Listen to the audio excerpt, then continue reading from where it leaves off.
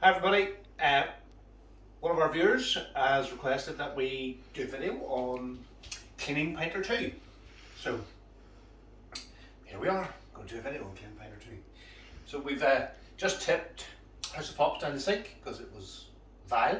So now we give this a good clean. So first thing is your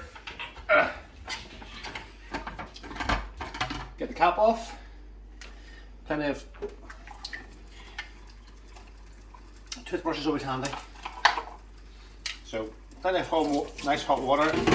Just give this a good scrub with the toothbrush in and around all your nooks and crannies.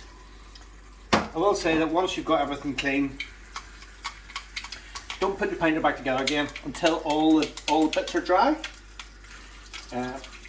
Just leave them out to dry normally. But yeah, get your toothbrush down in amongst all the little crevices. Show how you push that up. And as well, push your cone up and this rubber seal. When you're doing your next brew, I would add a bit of silicone in there just because that's rubber, so it's going to doze over time. So just give that a good rinse on the hot water. And if you need to, if it is dirty, what you can do is you can attach this to the dock and that'll pop that up, and then you'll be able to get your toothbrush in to give it a scrub. But the water's just taking any residual yeast off there, so no need to do that. So yep, that's looking clean and tidy. Next thing, get your tap unscrewed and pull that out. Now, when it comes to this, when it's manufactured and placed inside, that's the right amount of coils at the right tension. So when you take it apart to give it a good rinse, there's a little slot and a little notch at the top. So press in the tabs. I see the slot. You see, it's just there. See it? So press in the tabs and unpull that. Now, when you're pulling this out, keep that notch or tab opposite the notch and just pull it out and give it a good clean and rinse. No need to, you can't pull it out that far, but I wouldn't make it tighter or uncoil it. Just pull it out, give a good rinse, make sure there's no yeast residue on it, and then pop it straight back in. Then you're not having to recoil it. That's the right amount of turns. Pop straight back in. Pop it back into the clean. Easy, easy, easy. Now, this is the tricky bit. To try not and get wet, make sure that your tap is open and the little tube is free, and place the little entrance hole over your tap and gently turn your water on and hold it firmly against so that the water can run through. You can see it coming through. So right on down the bottom.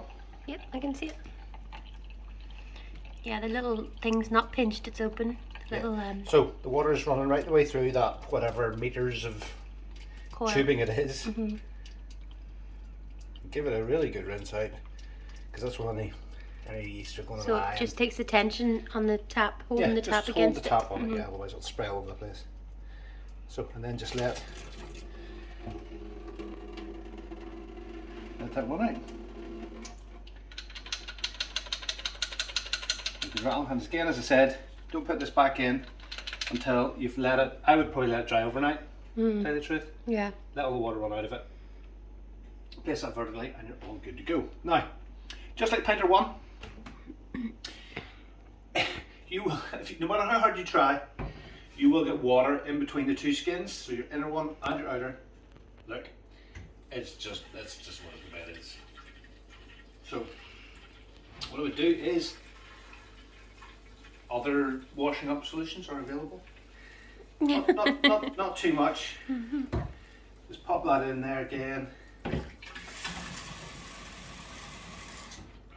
Now, if you're lucky like me, you don't have overly large hands, you can get a nice soft sponge, get it down inside the Pinter. I think that's actually probably a bigger opening than a Pinter 1.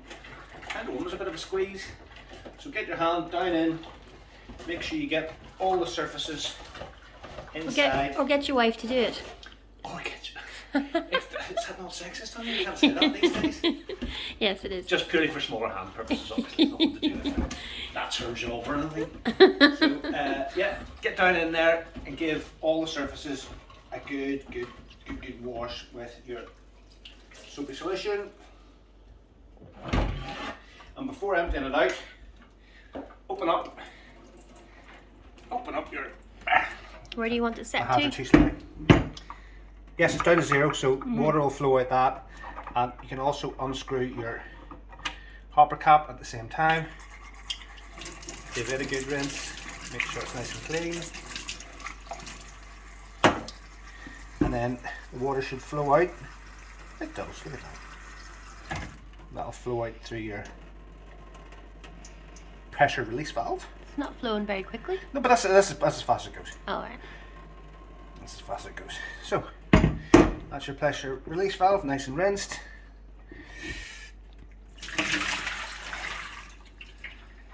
And, as you can hear, I've got water in between my two layers.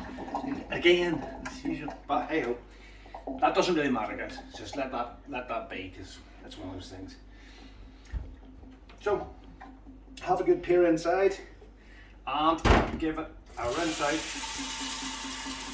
Don't want any of that washing up liquid residue left.